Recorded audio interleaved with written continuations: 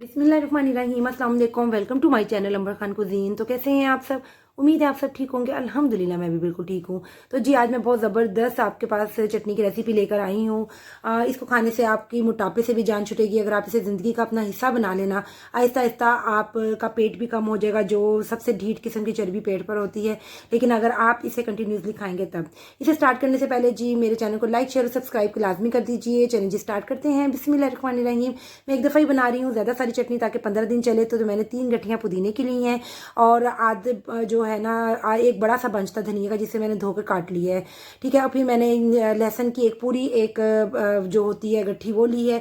हरी मिर्ची आप अपने हिसाब से कम ज़्यादा कर सकते हैं। मैंने काफ़ी तीखी वाली हरी मिर्चें ली हैं, आप चाहे कम भी ले सकते हैं, मोटी भी ले सकते हैं। अच्छा जी, सबसे पहले हमने पुदीना इसमें डालना है जग में।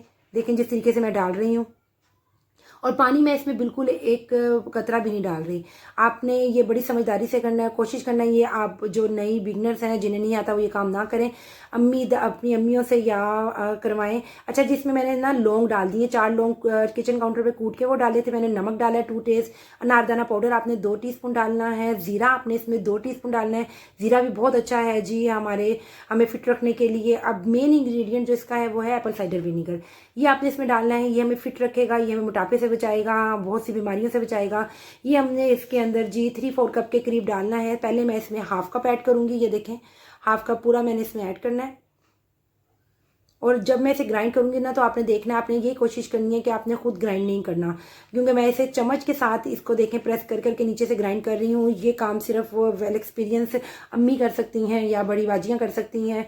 ठीक है, आपने इस तरीके से मैं इसे नीचे नीचे करती जा रही थी और ये ग्राइंड हो रहा था। ठीक है, उसके बाद इसी तरह ही मैंने बाकी धनिया, हरी मिर्चें और लहसन वगैरह भी डालकर, और जो एप्पल साइडर विनीगर का ना इसमें 1/3 कप और ऐड किया था, और फिर मैंने ग्राइंड कर लिया। देखें जी हमारी ज़बरदस्त मज़ेदार किस्म की चटनी रेडी हो गई है।